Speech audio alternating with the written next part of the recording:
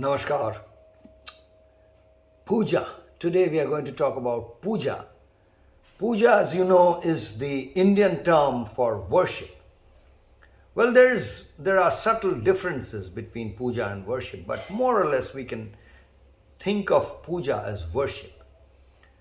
So we worship God, as we know, and here also, as you know, in India, the primary religion that is followed by most of the people here is the religion which is polytheistic, which means there are lots of gods and goddesses.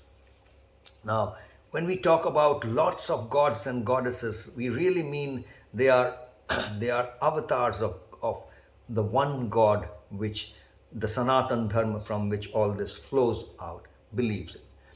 We do believe in that there is a singularity, of a monotheistic God, or the monotheistic God is such that it is not even mono, it is not even one, it is nothing.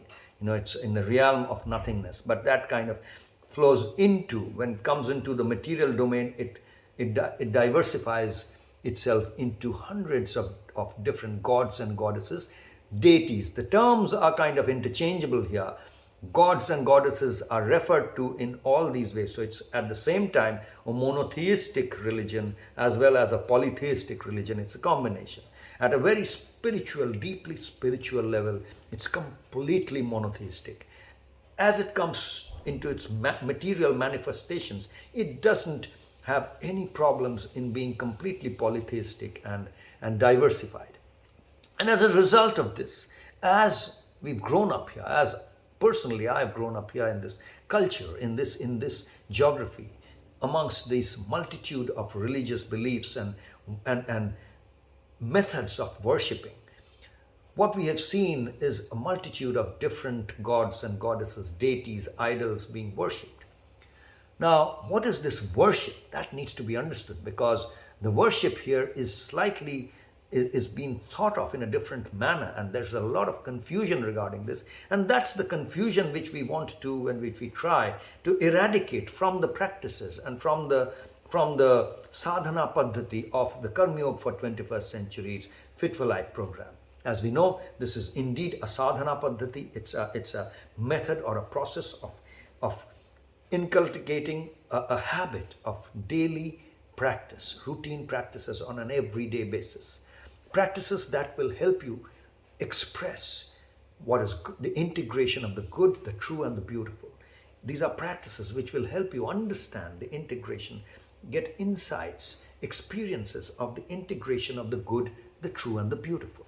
And then once you have experienced and actually created insights within yourself, you can then express them in ways that are also integrated within the good, the true, and the beautiful. That's all that we are talking about here. Now, as we do that, what's the importance of worship or puja? In Bengal, as I said, where we are recording this video from right now today, it's the puja season, which means the most celebrated puja, worship time has come.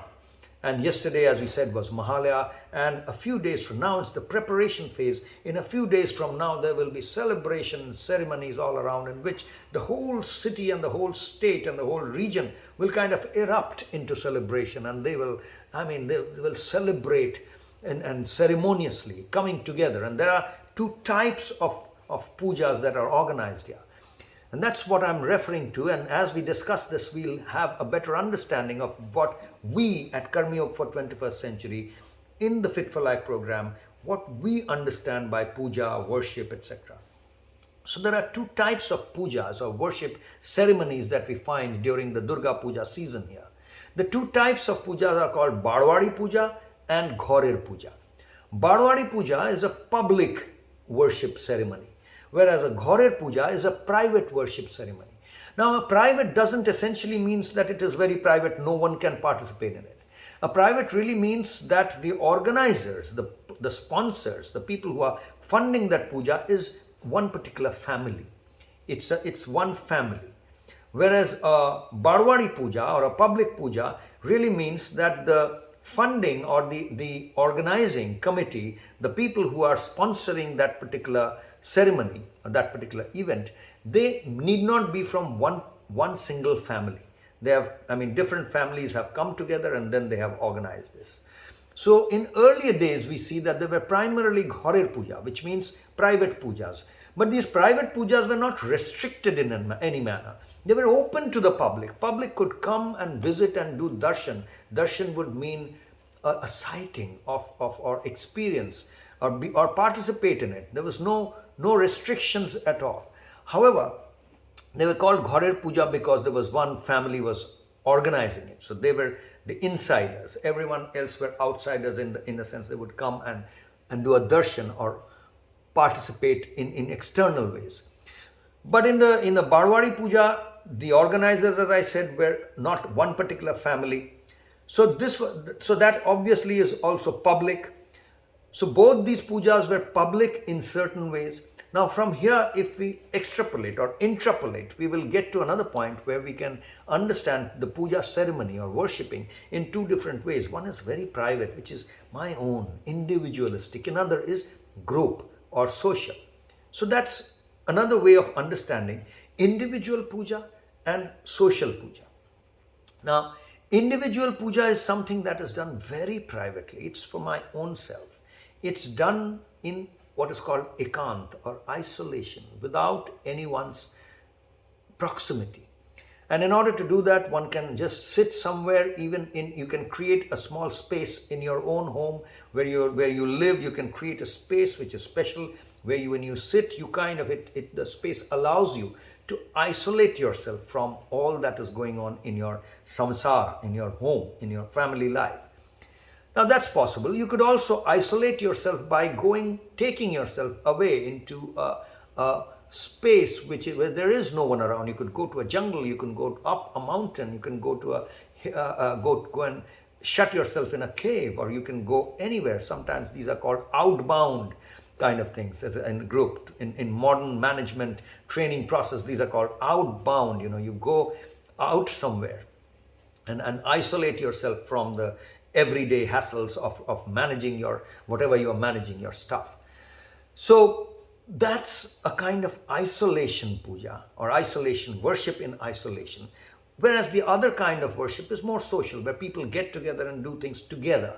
We see this everywhere. We see contemplative traditions within the church, within Christianity, and in the church itself, there is every Sunday mass that is happening. It's everyone coming together. We will find these same things in Islam and in all religions.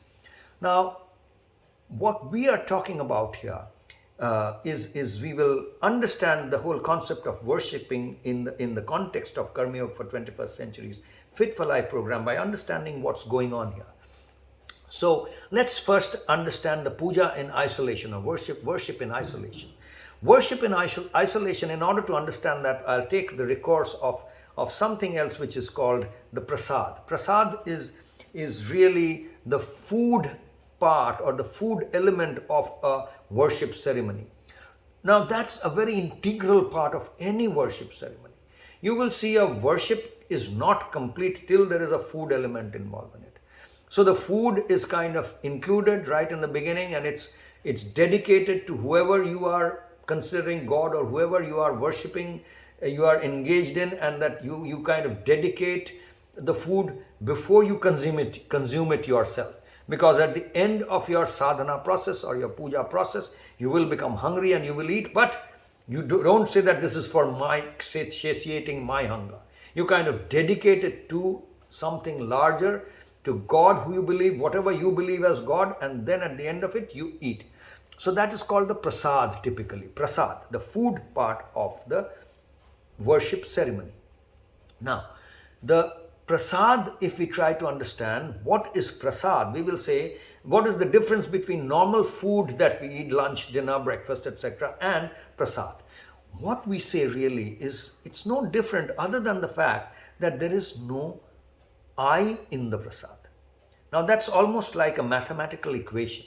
A mathematical equation like 2 plus 2, 4, or a plus b whole square is equal to a square plus 2ab plus b square. Now there is an equal sign in between and two sides are equal. Now here we are trying to say how is that equality sign helping us relate food with prasad. Well, what we are saying is food minus I is prasad.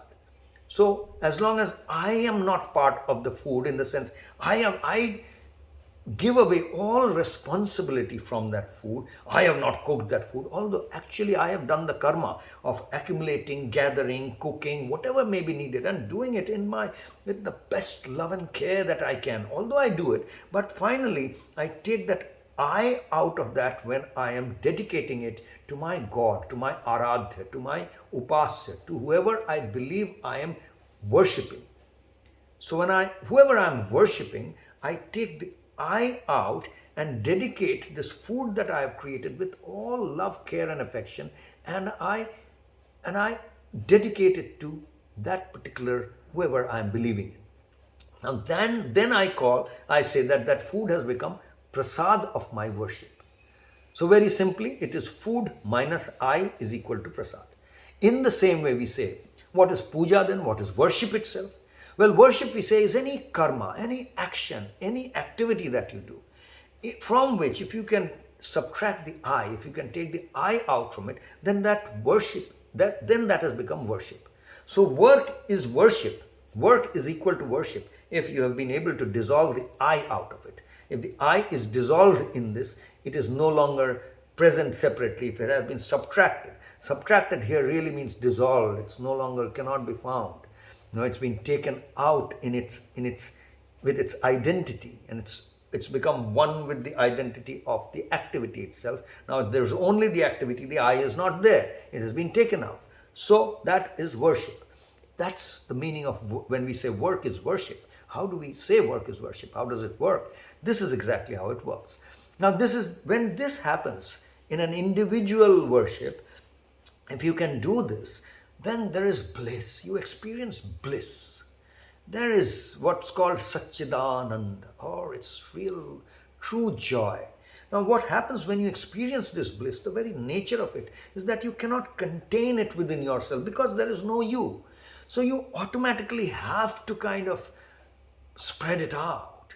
Now if you are trying to spread it out, then you become a pracharak or a bodhisattva. In Buddhist terms, it's the bodhisattva. Wow means you no longer, when you have experienced the fruits of your sadhana, of your worship in the truest possible manner, it's such a fruit that it's just impossible to contain.